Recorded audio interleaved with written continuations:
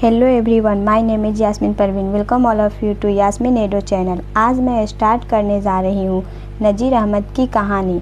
कल हम लोग पढ़े थे खाका में 3 टॉपिक था, खाका, फरहतुल्लाह बैग एंड नज़ीर अहमद की कहानी। तो कल हम लोग खाका एंड फरहतुल्लाह बैग कंप्लीट कर लिए थे। तो आज हम लोग स्टार्ट करने जा रहे हैं नज़ीर अहमद की कहानी। तो आइए हम लोग देखते हैं नज़ीर अहमद की कहानी कैसी है।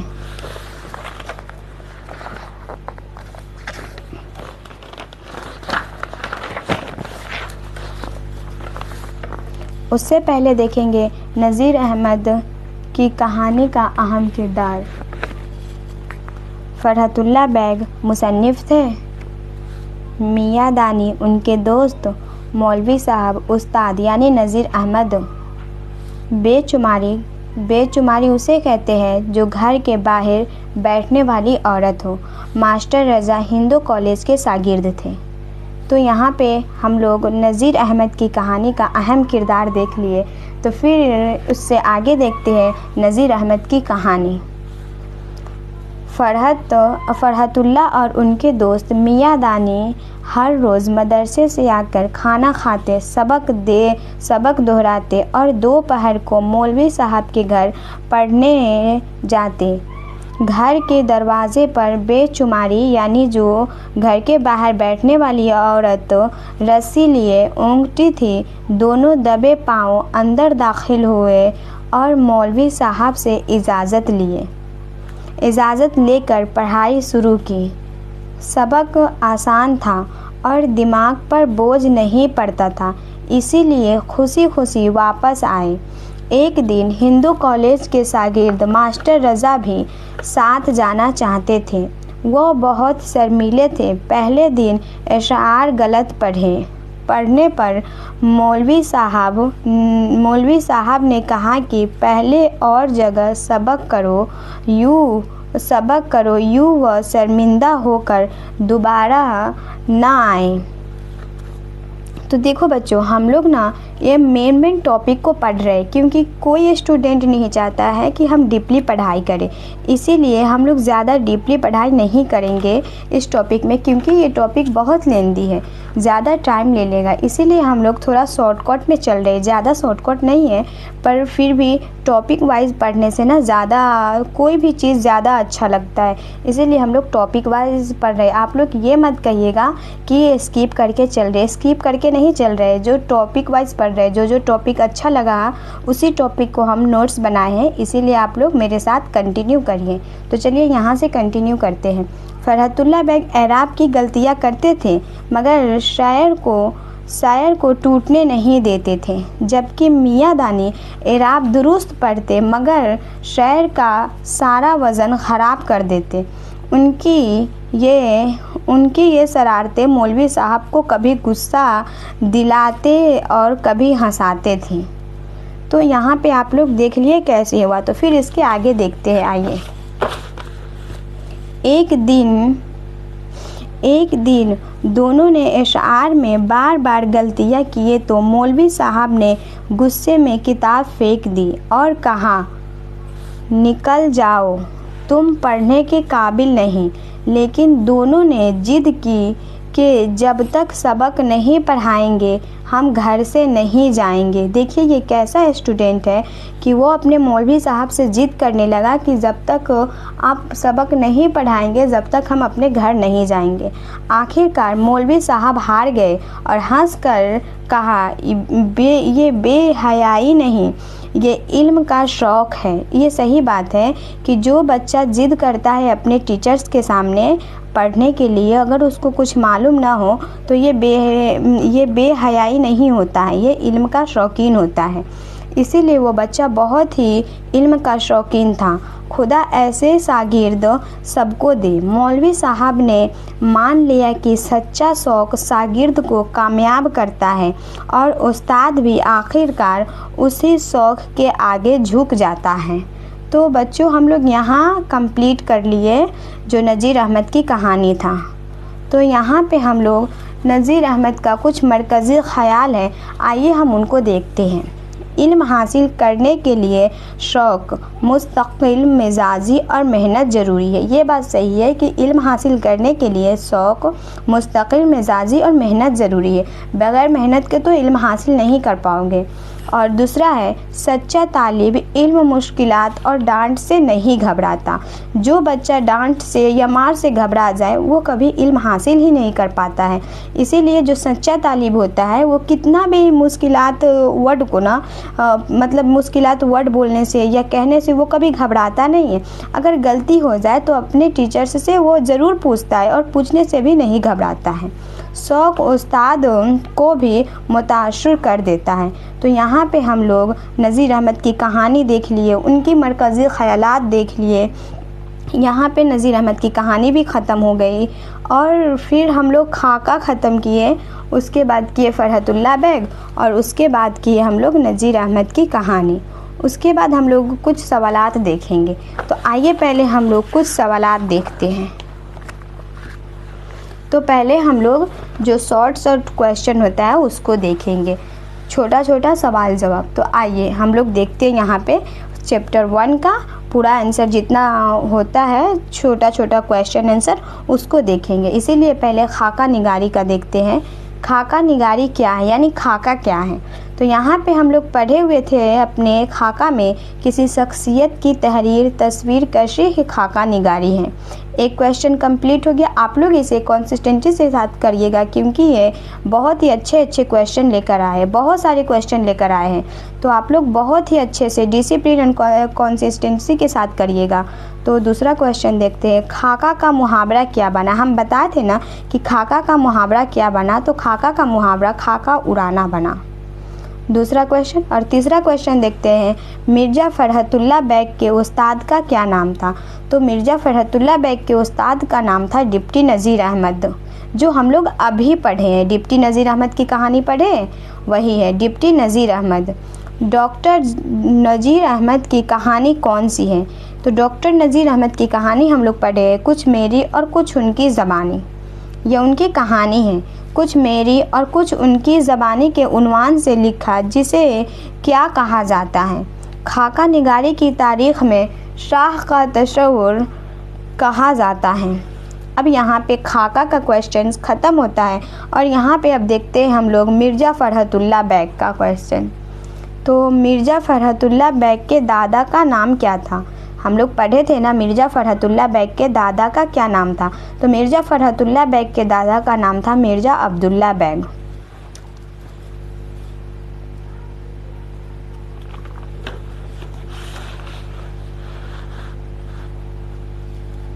उसके बाद हम लोग पढ़ते हैं मिर्ज़ा अब्दुल्ला बैग का माली हालत कैसा था। जो उनके दादा थे मिर्ज़ा क्या नाम है उसका, मिर्ज़ा फ़रहतुल्लाह बैग के दादा था मिर्ज़ा अब्दुल्ला बैग, उनकी माली हालत कैसा था। तो उनकी माली हालत अच्छी नहीं थी। किस इनकलाब से ये ख़ानदान भी मुतासर हुआ और दिल्ली से हिजरत करके हैदराबाद कुन चला गया। तो 1857 के इनकलाब से। ये क्वेश्चन आप लोग ज़रूर याद करिएगा क्योंकि ये हमेशा पूछा जाता है। मिर्ज़ा फ़रहतुल्लाह बैग कब पैदा हुए। अगस्त 1885।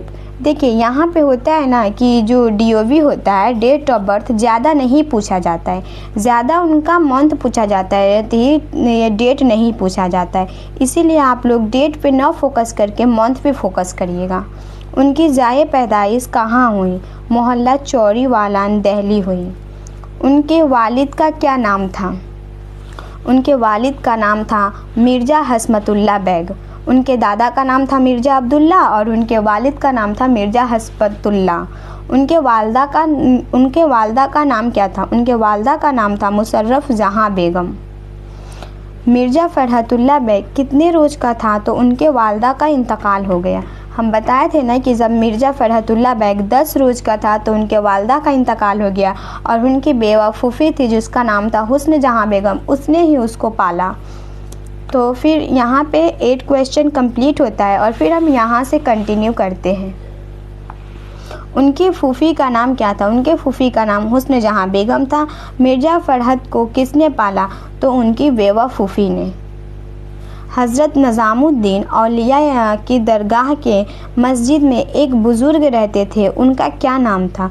उनका नाम सैयद वलीउल्लाह था। फ़रहतुल्लाह बेग ने किस मौलवी से कलाम पाक पढ़े?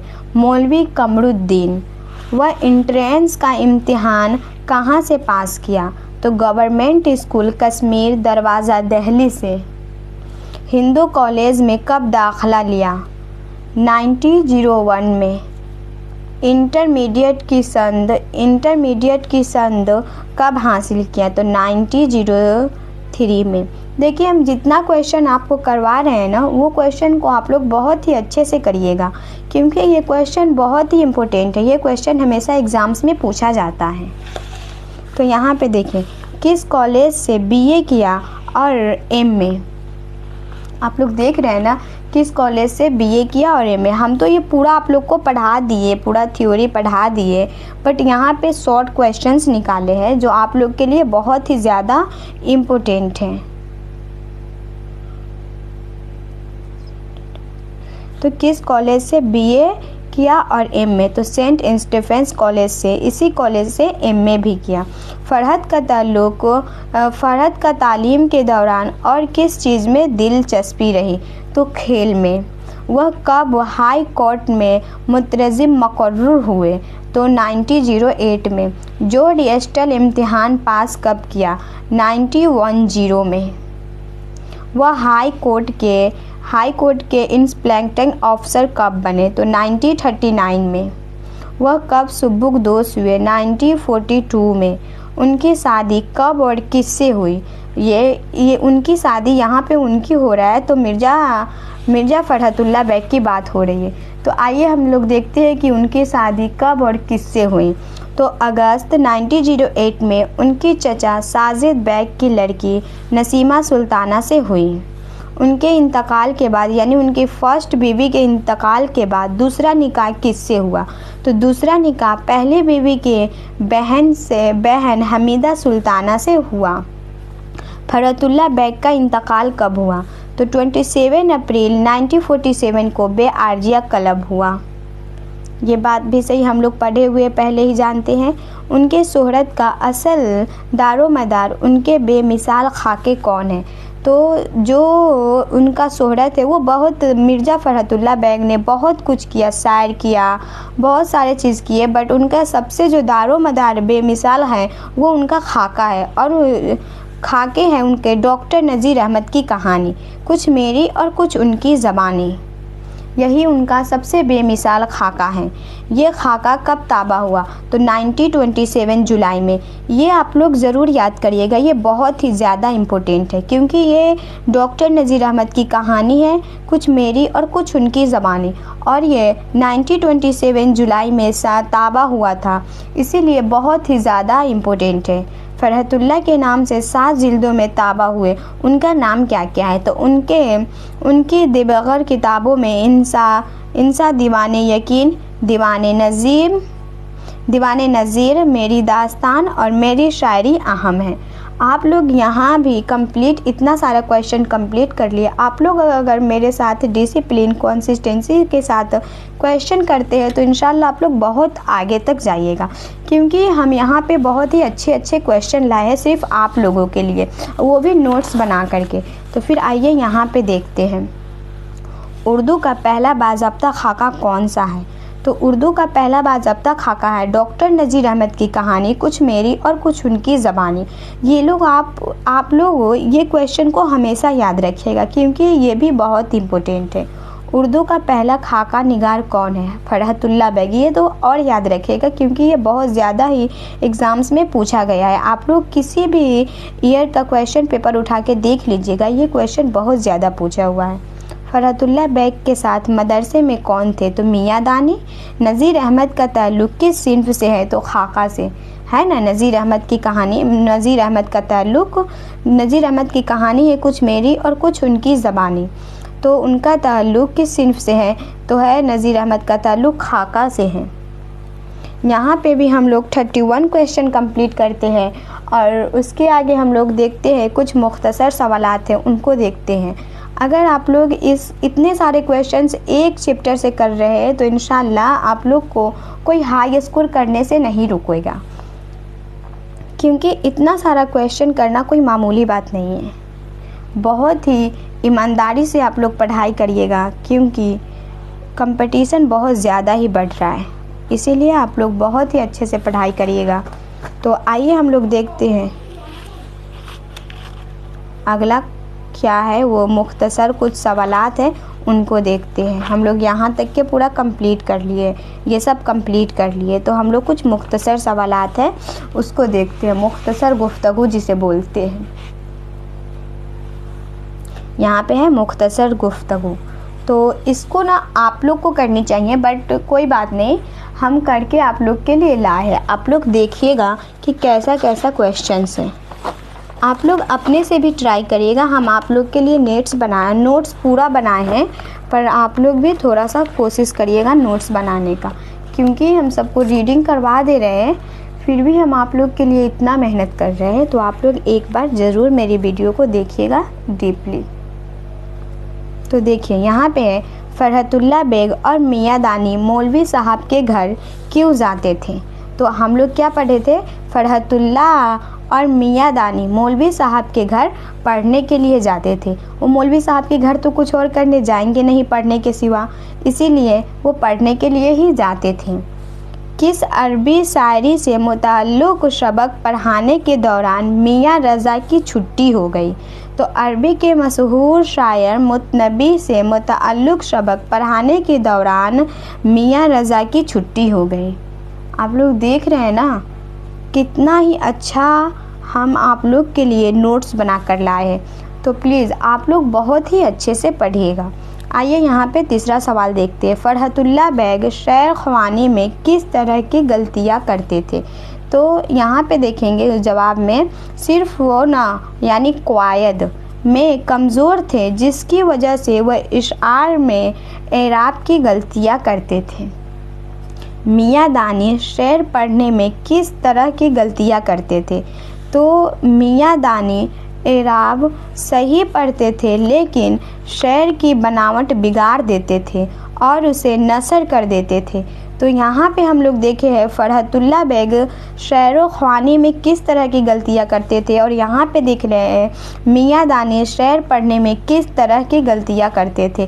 तो दोनों में बहुत डिफरेंट है। तो जो फरहतुल्लाह बेग है वह सिर्फ वनो यानी क़वायद में कमज़ोर थे, जिसकी वजह से वह इशार में एराब की गलतियाँ करते थे, और यहाँ पे मियाँ दानी एराब सही पढ़ते थे, लेकिन शायर की बनावट बिगाड़ देते थे और उसे नसर कर देते थे। तो यहाँ पे हम सवाल नंबर 5वां देखते हैं। मौलवी साहब के पढ़ाने का क्या तरीका था। तो मौलवी साहब शागिर्दों को मोहब्बत और नरमी से पढ़ाते थे। सबक आसान और दिलचस्प होता और दिमाग पर बोझ नहीं पड़ता था। ये तो मौलवी साहब पढ़ाते थे अच्छे, बहुत ही अच्छे तरीके से। फिर भी ये मौलवी साहब जो थे बहुत ही अच्छे थे, इसीलिए अपने बच्चों को मोहब्बत और नरमी से पढ़ाते थे। कोई ऐसा टीचर्स हो वो अपने बच्चों को मोहब्बत और नरमी से ही पढ़ाते हैं। सबक आसान और दिलचस्प होता। अगर आप लोग इंटरेस्टिंग में किसी चीज़ को पढ़ते हैं तो वो बहुत ही इजी हो जाता है, बहुत ही आसान और दिलचस्प हो जाता है, और वो दिमाग पर कभी बोझ नहीं पड़ता। इसीलिए आप लोग ना पढ़ाई को बहुत ही इंटरेस्ट करके पढ़िएगा। जैसे आप लोग मूवी देखते हैं वैसे ही सेम आप लोग अगर पढ़ाई को ऑनलाइन में जब कोई मूवी आप लोग देख रहे हैं उसी तरह ऑनलाइन क्लास को देख रहे हैं इंटरेस्टिंग के साथ, तो आप लोग को बहुत ज़्यादा ही बोझ नहीं पड़ेगा कोई चीज़ को समझने में। अगर बोरिंग टाइप से पढ़ रहे हैं तो कोई फ़ायदा नहीं है ऐसे पढ़ाई का। इसीलिए आइए अब हम लोग दूसरा क्वेश्चंस देखते हैं। यहाँ पे 5 क्वेश्चन ख़त्म होता है। मौलवी साहब के पढ़ाने का क्या तरीका था, यहाँ हम लोग ख़त्म कर लिए। और फिर यहाँ पे हम लोग देखते हैं ये क्या नाम है उसका, वक़ाउल वज़ाहत, अक़वाल की वजाहत। तो यहाँ पे देखते हैं, जब यहाँ पे बोल रहा है जब तक कोई धक्का देकर ना निकालेगा उस वक्त तक तो हम जाते नहीं, और जाएंगे तो भी फिर आएंगे, ये पे यहाँ ये अक़वाल की वजाहत है। आप लोग इसे थोड़ा अच्छे से देखिएगा क्योंकि यहाँ आइए अब हम लोग अक़वाल की वजाहत देखते हैं। यहाँ पे बोल रहा है जब तक कोई धक्के देकर ना निकालेगा उस वक्त तक तो हम जाते नहीं, और जाएंगे तो अभी फिर आ जाएंगे। यह कौल किसका है? क्वेश्चन नंबर 1 होता है कि यह कौल किसका है। तो हम लोग इस टॉपिक में इस कौल को यही नाम दे सकते हैं कि ये कौल है मिर्ज़ा फ़रहतुल्लाह बैग का। देखिए हम लोग ये लिखे, यहाँ पे लिखे भी है कि ये कौल है मिर्ज़ा फ़रहतुल्लाह बैग का। ठीक, और फिर दूसरा देखते हैं, फ़रहत कहाँ पे गया? इस कौल में धक्के देने की बात क्यों कही गई? इस कौल में धक्के देने की बात क्यों कही गई? तो यहाँ से इस कौल में धक्के देने की बात इसीलिए कही गई है क्योंकि मौलवी साहब अपने शागिर्दों से गुस्से हो गए हैं। ठीक, और फिर हम लोग देखते हैं अक़वाल की वजाहत। दूसरा, खुदा महफूज रखे तुम जैसे शागिर्द भी किसी के न होंगे। शागिर्द क्या हुए, उस्ताद के उस्ताद हो गए। अच्छा भाई मैं हारा। अच्छा खुदा के लिए किताब उठा लो और सबक पढ़कर मेरा पंड छोड़ो। इसमें पूरा 4 क्वेश्चन है। तो ये बोल रहा है कि ये कौल किसका है। तो हम लोग इस कौल को देखे थे किस वाला टॉपिक में? तो मौलवी साहब, यानी मौलवी साहब में देखे थे। तो मौलवी साहब कौन था? तो मौलवी साहब था कौन? डिप्टी नज़ीर अहमद। तो यहाँ पे लिखते हैं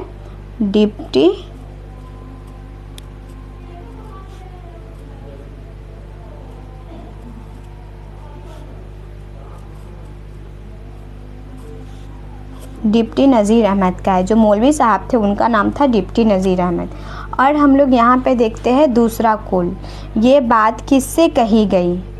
ये तो हो गया, ये कौल किसका था? तो डिप्टी नज़ीर अहमद का।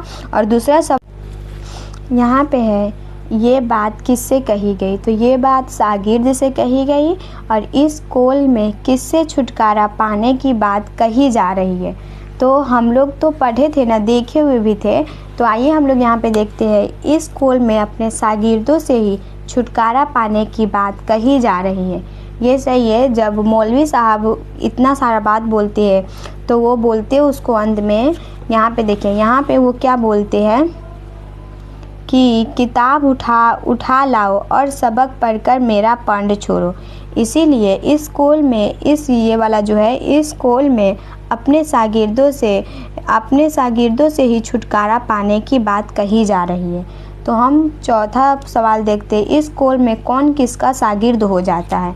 तो इस कौल में शागिर्द ही अपने उस्ताद हो जाता है। इस कौल में शागिर्द ही अपने उस्ताद हो जाता है। तो हम लोग यहाँ पे जितना था मुख्तसर गुफ्तगू, जितना सारा शॉर्ट क्वेश्चन था सारा कर लिए। पूरा टॉपिक कंप्लीट, यानी पूरा एक टॉपिक ही कंप्लीट कर लिए। इसका अक़वाल की वजाहत भी कर दिए, फर्स्ट सेकेंड दोनों।